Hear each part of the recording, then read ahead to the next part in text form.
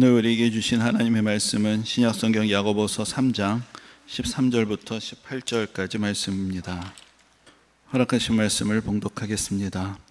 너희 중에 지혜와 총명이 있는 자가 누구냐? 그는 선행으로 말미암아 지혜의 온유함으로 그 행함을 보일지니라.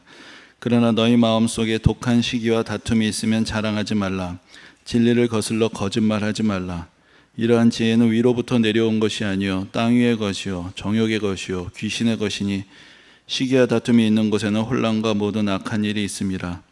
오직 위로부터 난 지혜는 첫째 성결하고 다음에 화평하고 관용하고 양순하며 긍휼과 선한 열매가 가득하고 편견과 거짓이 없느니 화평하게 하는 자들은 화평으로 심어 의의 열매를 거두느니라. 아멘.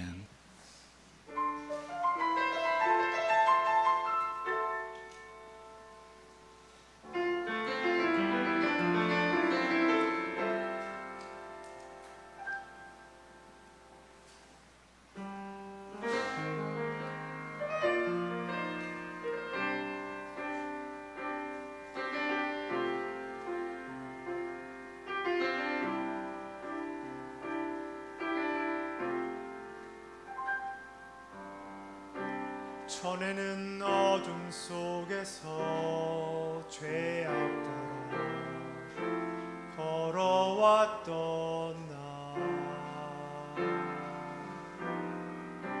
전에는 나 주인 되어 유혹 따라 살아왔던 나, 전에는 어둠 속에서 방황하던 나, 전에는 나 주인 되어 내 뜻대로 살아왔던 나, 죄를 지고 방황하던 나를 주 예수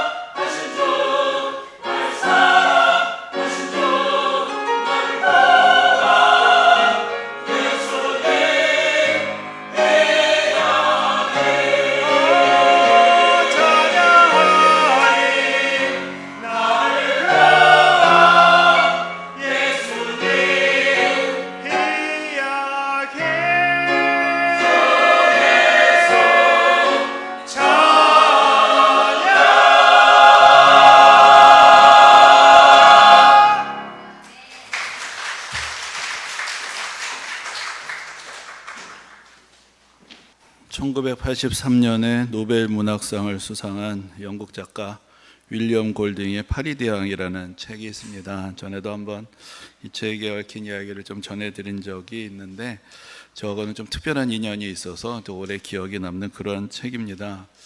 이게 무슨 인연이냐? 제가 그 책을 읽고 많은 감화를 받았느냐? 그런 게 아니라 제가 중학생 때였는데 그때 이제 그 군부대 위문 편지, 위문품 보내기 뭐 이런 걸 학교에서 많이 했죠. 그래서 이제 성금을 걷어서 이제 위문품을 사는데 이제 저하고 제 친구 몇 명이 이제 위문품 사는 일을 맡게 되었습니다. 그러니까 어떤 거를 사면은 군인 아저씨들이 좋아할까? 그래서 뭐 과자도 사고 이거저거 사다가 그래도 군인들도 좀 교양이 있어야지. 그리고 세상 돌아가는 것도 좀 알아야지. 그래서 서점에 갔습니다. 그래서 뭘 사면 좋을까? 그러니까 그때 막 나온 따끈따끈한 책이 올해 문학 뭐 노벨 문학상 수상작 해가지고 나온 책이 있는 거죠. 야, 이런 책 받으면 군인들이 좋아하겠다. 그렇게 생각을 해가지고는 그 책을 사가지고 또 다른 것도 물론 좀 샀는데 그리고 학교로 돌아왔습니다. 저는 칭찬을 받을 거라고 생각을 했는데 와 보니까 이제 각 반마다 그 준비해온 위문품을 큰 푸대에다 담는 거죠.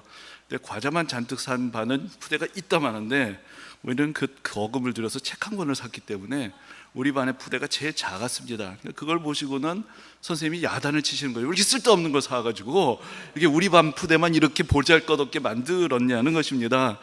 참 속이 상했습니다. 나는 군인 아저씨들의 교양을 위해서 지금 바깥 세상에서 어떤 일이 벌어지고 있는지 좀 알려주기 위해서 최신의 제일 좋은 책을 샀다고 생각을 했는데 야단만 맞고 말아가지고 그러면서 이제 그 마음에 새겨진 책이 바로 파리대왕이라는 그런 책이었습니다. 그래서 사실 그때는 그게 무슨 내용인지도 몰랐고 그 파리가 프랑스 파리인 줄 알았는데 나중에 보니까 이게 날아다니는 파리고 그래서 인간의 본성을 어둡게 그린 그런 책이었습니다. 그래서 그 비행기가 불시착해서 거기서 살아남은 소년들이 무인도에서 살면서 처음에는 제법 질서를 지키고 살아가려고 했는데 점점 갈등이 심해지고 그래서 나중에는 이 아이들이 구조되었을 때는 벌써 몇 명의 아이들은 죽임을 당하고 난 이제 그런 좀 처참한 인간의 모습을 보여준 그런 본성에 대한 탐구와 같은 책이었고 그런 차원에서 또 의미를 인정을 받아서 이제 노벨 문학상을 받게 되었던 그런 책이었습니다.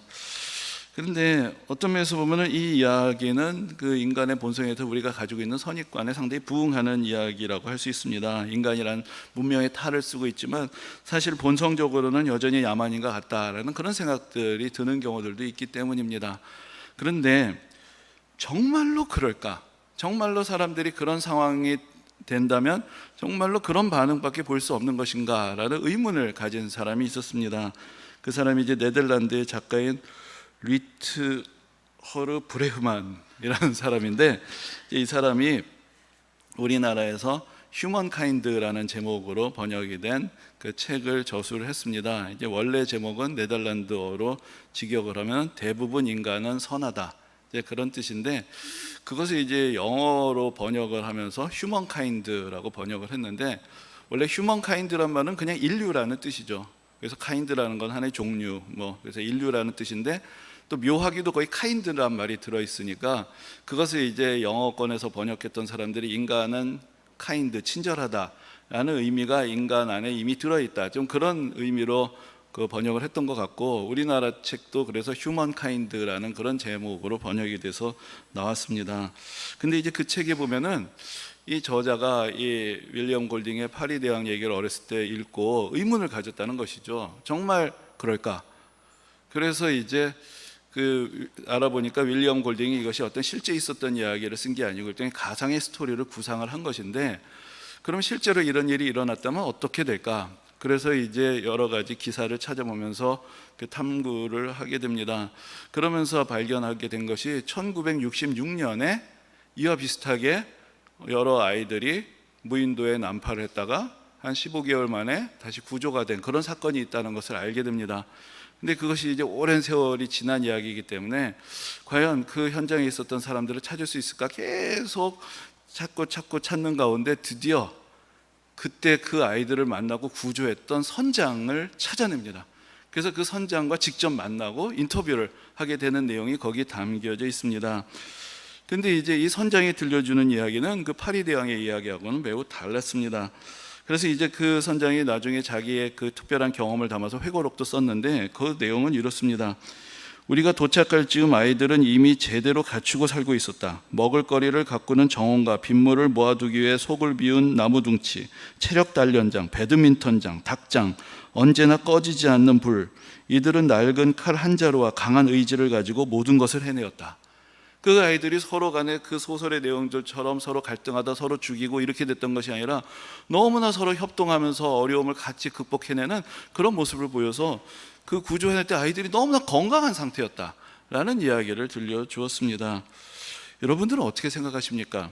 우리가 인간의 본성은 본래 이기적이다라고 생각을 하고 시기와 다툼과 갈등은 피할 수 없다라는 생각을 합니다. 그래서 누군가 어떤 거 협력에 대해서 공존에 대해서 이야기하면 그건 이상이고 현실은 다르다라고 생각하고 싶지만, 그러나 이 두 이야기가 무엇을 들려주냐면은 인간이 이렇게 피비린내 나게 싸운다라는 것은 상상이었고 현실 속에서는 오히려 서로 간에 협동을 하고 서로 간의 공동의 이익을 위해서 서로 협력하는 모습들을 보여주었다. 그것이 오히려 현실이었다라는 것입니다. 어떤 면에서는 인간에게 두 가지 본성이 있다고 할 수가 있습니다. 그 두 가지 본성 중에 어떤 것이 더 근본적인 것인가, 또 우리가 어떤 본성을 따라가야 할 것인가, 사실 거기에 대한 질문 또 거기에 대한 대답이 오늘 본문 속에 담겨져 있습니다. 이 야고보 사도는 우리가 지난주에도 살펴보았지만 사실은 초대교회 가운데 있는 여러 가지 문제들을 다 알고 있었습니다.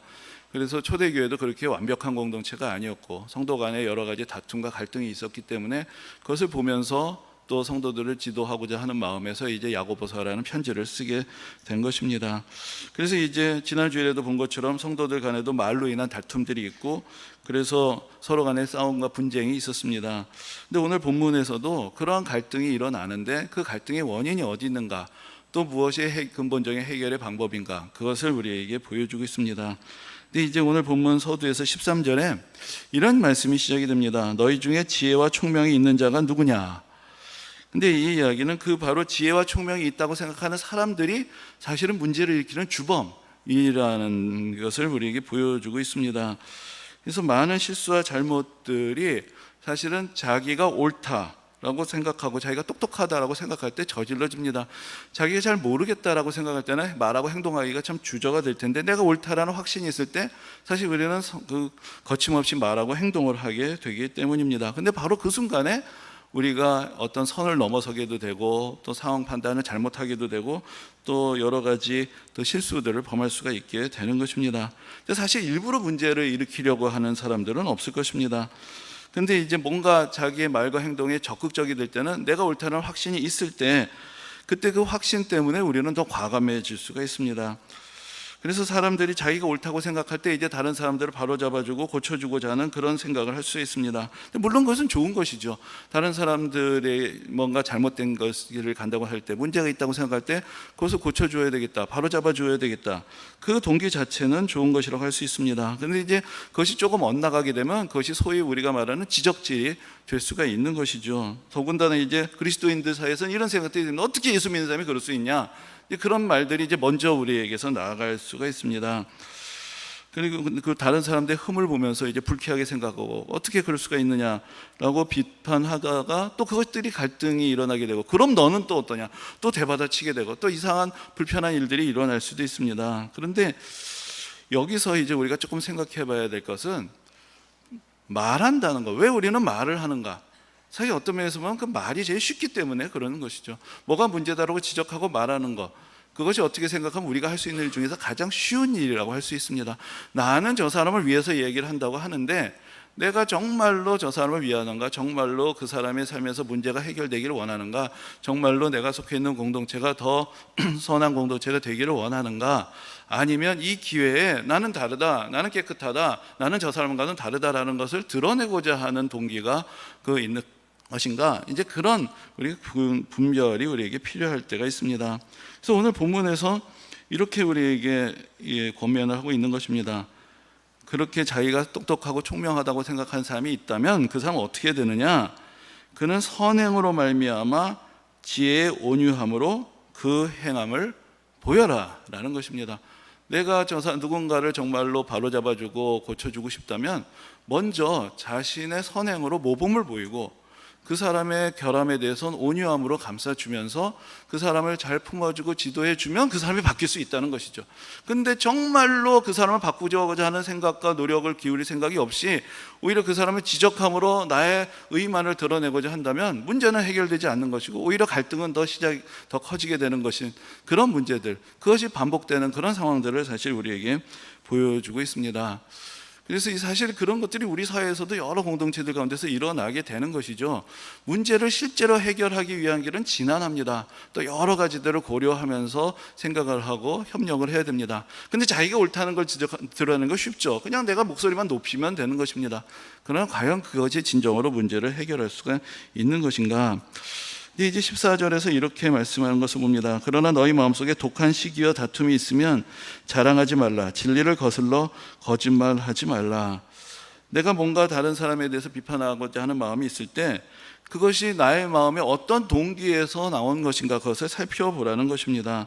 그것이 진실을 드러내고자 하는 것인지 자기를 드러내고자 하는 것인지 그것을 살펴볼 수 있어야 하는 것이고, 그때 진정한 효과가 있는, 의미가 있는 그런 결과들로 이어질 수가 있는 것입니다. 사실 이런 부분이 오늘날에도 우리는 이 세상의 근본적인 질서가 무엇인가에 대해서 다시 한번 생각해 보게 됩니다. 우리는 사람들이 사는 곳에서 사실 시기와 다툼은 불가피하다라고 생각하게 되는 경우가 많이 있습니다. 그래서 우리가 처음에는 순진하게 사람들을 믿고 어떤 좋은 기대를 하지만 나중에 보니까 내가 믿었던 그 사람이 뒤에 이상한 얘기를 하고 그것이 뒤로 돌아와서 뒤통수를 치게 되고, 그러면서 마음에 상처를 받게 되고, 내가 너무나 순진했구나, 내가 너무 쉽게 사람을 믿었구나, 사람들에 대한 경계심도 커지게 되고, 사실 사람들 마음이 다 내 맘 같지 않구나, 내가 무슨 좋은 얘기를 해도 다 좋게만 보는 게 아니고 뒤에서는 다 딴소리들 하고 있구나, 이런 생각을 하면서 점점 열을 받게 되고, 그러면서 나도 모르게 이게 닮아가게 되는 것이죠. 또 누군가 무슨 얘기를 하면 또 자랑하고 있네, 아이고 잘났다, 나도 겉에서는 좋은 척하고 웃고 있지만 뒤에서는 결국은 또 나의 시기와 다툼의 마음이 내 안에서도 솟아나게 되고, 그러면서 어느 또 우리가 깨닫게 되는 건 그 정도 반응을 할 수 있어야 철이 든 것이다, 이 세상을 좀 안다, 그런 착각 속에 빠질 수가 있는 것입니다. 세상 다 그런 것이고 누가 안 그러느냐, 그러면서 이것이 우리의 하나의 지혜처럼 생각이 됩니다. 인간과 인간은 서로 간에 다투고 시기심 가운데 있는 그런 존재들이다, 그걸 알고 행동을 해야 된다, 그것이 하나의 처신의 지혜처럼 우리에게 주어지곤 합니다. 그래서 이제 좀 더 어려운 얘기를 하자면은 그 영국의 철학자 홉스가 그 리바이어던이라는 책에서 이런 얘기를 했죠. 자연 상태에서 인간은 만인 대 만인의 싸움, 만인 대 만인의 투쟁, 만인 대 만인의 전쟁의 상태다라는 그런 이야기까지 했습니다.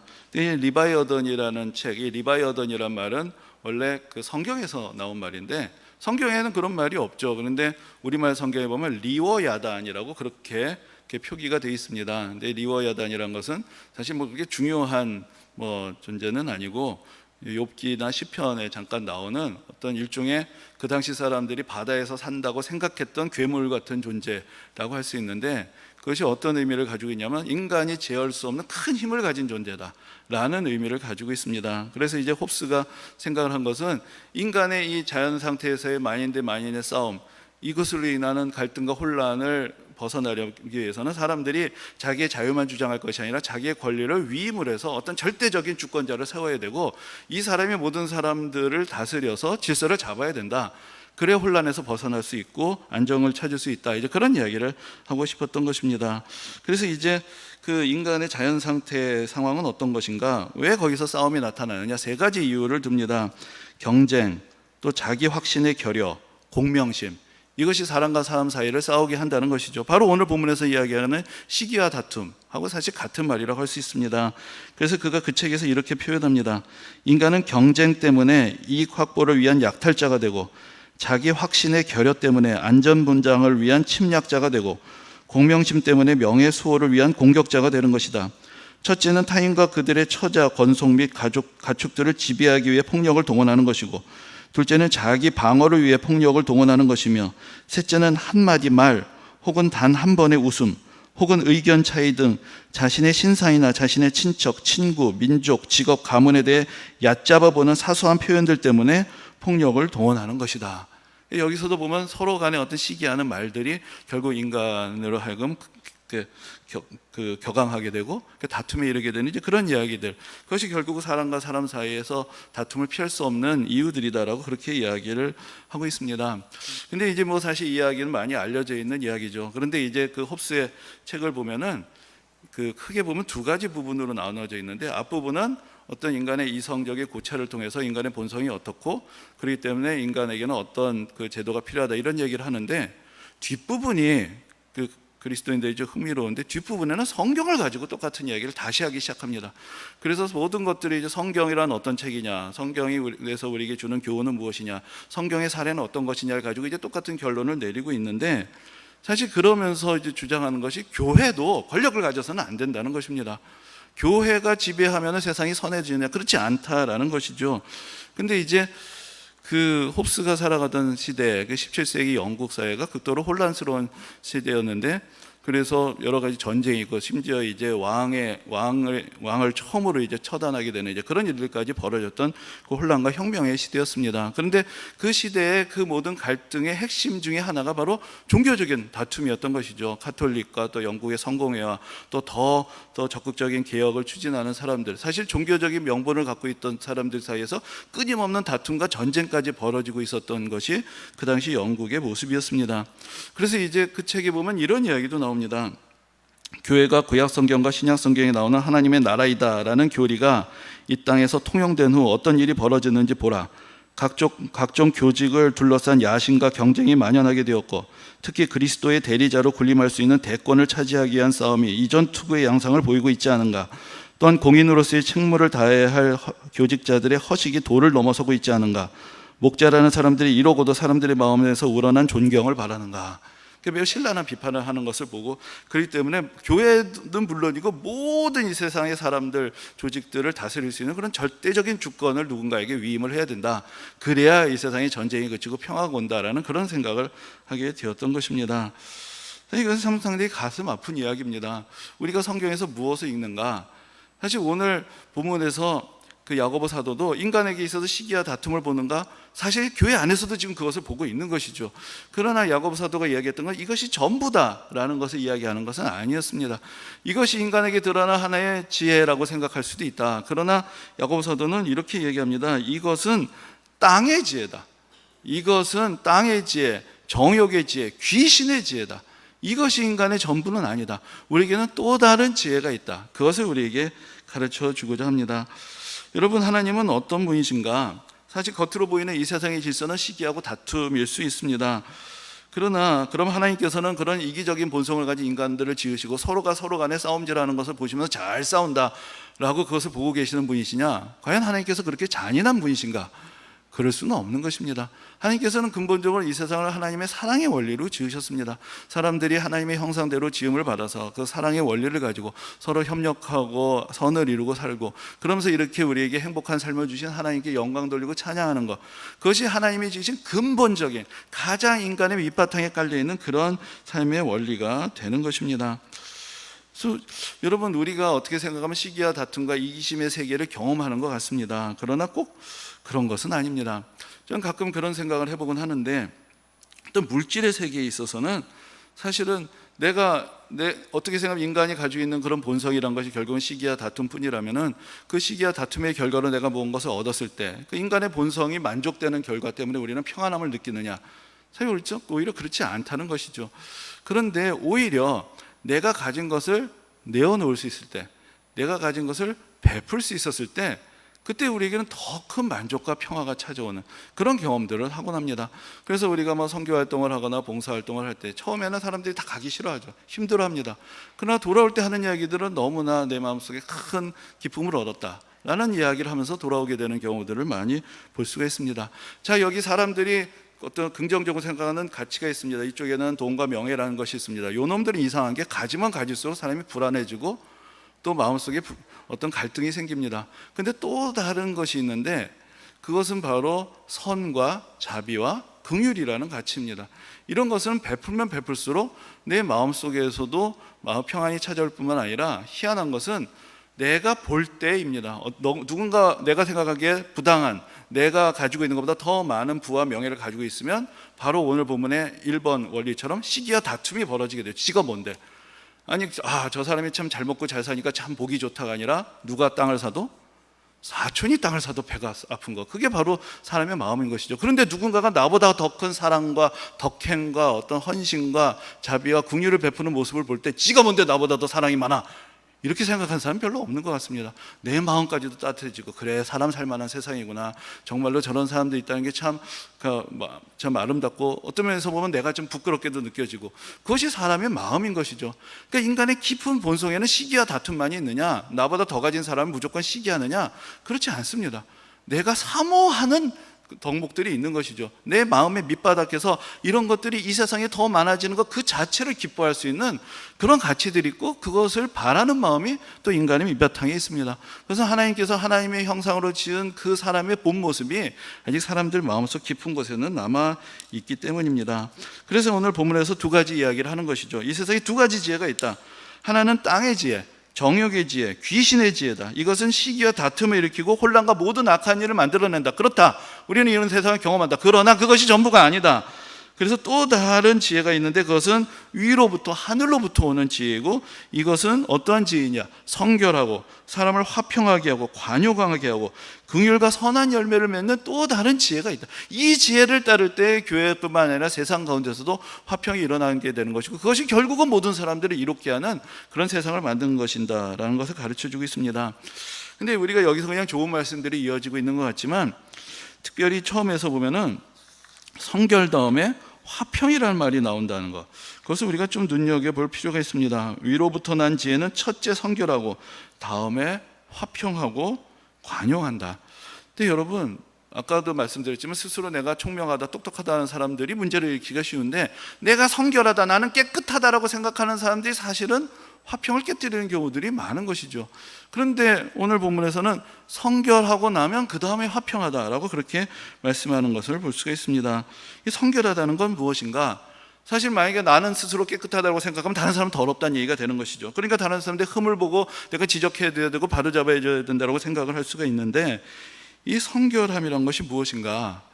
우리가 전에도 말씀을 드렸지만, 예수님께서 마음이 청결한 사람은 하나님을 본다라고 말씀하셨습니다.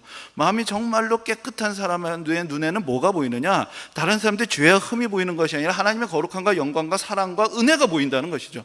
내 마음이 깨끗한 거울이 되면 하나님의 은혜와 사랑을 내가 받아서 다른 사람들에게 비춰주는 거울이 되는 것입니다.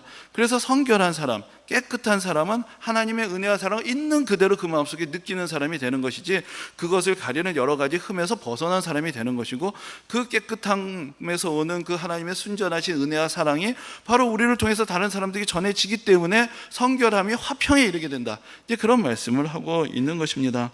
내가 다른 사람보다 깨끗하다라는 생각은 성결함의 증거가 아니라 사실은 자기의 마음이 교만이라는 흠으로 얼룩이 져 있다라는 그러한 증거가 될 수 있습니다. 진정으로 성결한 마음은 하나님을 닮은 마음이고, 바로 그것은 하나님의 사랑을 닮은 마음이 되고, 그러므로 다른 사람의 모습을 있는 그대로 받아주고 이해하고 그 사람의 흠과 잘못까지도 덮어줄 수 있는 그런 마음, 그것이 바로 그 성결한 마음에서부터 나오는 것이다. 그래서 그 성결함이 바로 화평으로 이어지고 긍휼로 이어진다라고 말씀하고 있습니다.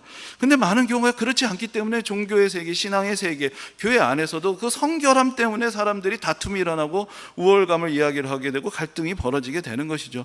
진짜 성결함이 무엇인가? 야고보 사도가 가르쳐주고 하자는 그 성결함이 우리 안에 있느냐? 거기에 대한 질문들을 우리가 해봐야 하는 것입니다. 근데 여러분, 우리가 이 세상을 살아갈 때 제가 짧은 인생 살면서 배운 것이 한 가지 있다면, 사람들의 인간관계에 있어서 대부분 수동적이다라는 것입니다. 그 얘기는 뭐냐면, 나한테 막대하는 사람은 나도 막대하고, 나한테 잘해주는 사람한테는 잘해준다라는 것이죠. 우리가 대부분 그런 원리를 가지고 살아갑니다. 근데 그것을 좀 뒤집어 보면 어떻게 될까요? 그럼 나는 내 인간관계를 어떻게 해야 풍성하게 갖고 갈 수 있느냐? 내가 먼저 선대하는 것 외에는 답이 없는 것이죠. 내가 먼저 선대할 때 사람들 대부분은 수동적이기 때문에 내가 잘해주는 사람은 그래도 다른 사람들한테 막대할지라도 나한테는 그래도 호감을 가지고 대하게 되겠죠. 이러한 관계들이 이 세상에 퍼져갈 때 결국 사람들 간의 오해도 불식이 되고 갈등도 불식이 되고, 그 화평함 속에서 이 세상은 조금씩은 조금 더 따뜻한 세상으로 바뀌어 가게 되는 것이 아니겠습니까? 우리가 하나님의 자녀답게 하나님의 성결함을 받고 하나님의 은혜와 사랑 가운데서 바로 예수 그리스도의 마음을 본받아가는 그런 사람들이 될 때, 바로 우리도 이 세상 가운데서 내 자신도 화평을 얻을 뿐만 아니라 이 세상을 화평하게 하는 그러한 사람으로 살아갈 수가 있는 것입니다.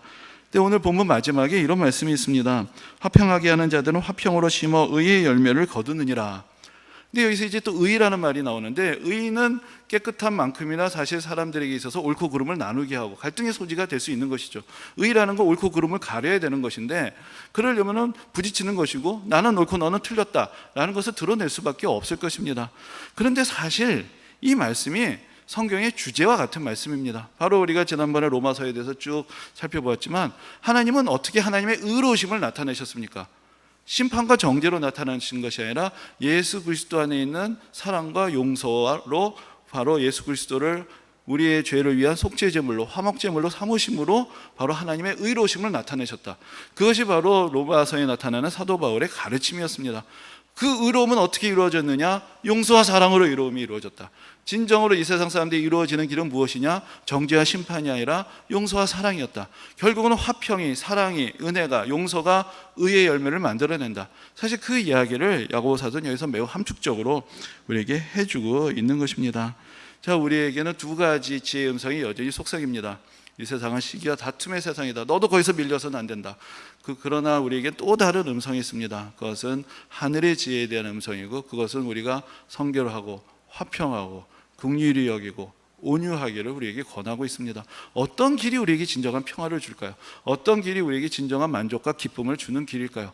바로 우리의 귀에 하늘의 지혜를 귀 기울이며 하나님의 은혜를 닮아가는 그런 믿음의 또 선한 영향력을 이 세상 가운데 펼칠 수 있는 그런 성도님들이 되시기를 주님의 이름으로 축원합니다.